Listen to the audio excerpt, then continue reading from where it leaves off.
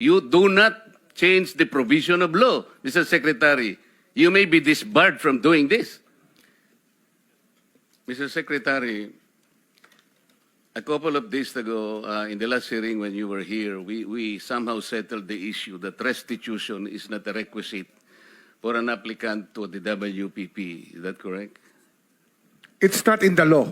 But sa akin ko kasi, hindi lang po batas na nagdidictate dito. It's also what is morally right, what is expected of us. Yan po kasi, kahit hindi nilagay sa batas, mga given po yan sa ating lipunan. What do you mean by that, Mr. Secretary? Kasi wala nga sa batas yung ano. Wala yung, nga sa batas. Yung Then, requirements ano ilalagay mo sa batas? for admission to the witness protection. Ang restitution is not part of it. Yes, it is not. Oh, pero hindi ho nangangahulugan na hindi namin pwede i-layout yan depending on the case. Mr. Secretary, I am still in the stage where a particular applicant wishes to apply under that program. And there is a process. In the process, restitution is not one of the requisites. Is that correct? Opo, pero if it's in terms of this case being a financial crime, sir, this is a crime against the Mr. financial Secretary, status of the Filipino people, of the Philippine Republic. I think that it's just right.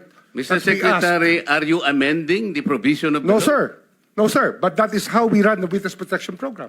As a lawyer, Mr. Secretary, may I ask you, in a criminal prosecution, the civil liability is impliedly instituted. Is that correct? Of course. Kaya nga eh. Hindi naman nangangahulugan kung sakasakali na natapos na yung criminal prosecution. Kapag ka nakita na mayroong criminal liability yung tao, because it is impliedly implied, doon lang magkakaroon ng restitution. It will come after. Paano mo sasabihin na magre-restitute ang isang tao? Meron na bang findings kung magkano i-restitute on how it can be restituted? Nag-a-apply pa lang eh. Huwag po ninyong babaguhin ang requisite ng batas, Mr. Secretary. I thought nung dumating ka dito, nagkaintindihan na tayo eh. Kaya nabablar ang proceedings natin eh.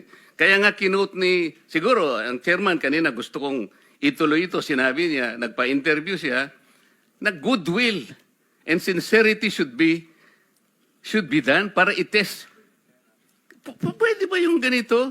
I respect your opinion, sir. But It that's is not how, my opinion, it is in the law, Mr. Secretary. Yes, sir. Yes, sir. But I am operating. The arbiter Sir, is can I the speak, law. sir? May I speak, sir? Yes, you I'm are operating from the Senator Marcoleta, from the kindly allow vantage the point of the results, reason behind the law, sir. What is the reason behind the law? So that we can get justice, and justice can only be attained if there is restitution. So that is the principle behind all of these things that we are talking about now. Mr. Secretary, restitution will come after. It cannot be. Sir, it can cannot come before or after, sir. It can come before or You after. cite the law that it come before. Wala nga po sa batas eh. Huwag Sir, po ninyo babaguhin ang batas, Mr. Secretary. we are operating on a unique set of facts, and we are, all of these matters are being evaluated because the gravity of this financial crime cannot be underestimated, and that the more assets that we're able to preserve at the outset, the better for our country, sir. Mr. Secretary, I'm very sorry for such a reasoning like that. Alam mo, nakikinig I'm very ang sorry, sir. buong bansa. Also, sir, I'm very sorry too if you do not agree with me. But I respect your opinion, sir, and we will carry out our job as we deem fit, as we see. Mr. Chair, I said that the I country am not needs. expressing an opinion here. I am articulating the provision of law. You do not change the provision of law, Mr. Secretary. You may be disbarred from doing this. Then it's your opinion, sir. It's your option, sir. Sinabi ko na nga, hindi ko opinion ito. I am articulating Then it's your option, the sir. It provision of is law. what you wish to happen. That you may proceed Ikaw ang with what you nagbibigay wish. ng opinion, nilalagay mo yung restitution to test the goodwill of a possible applicant.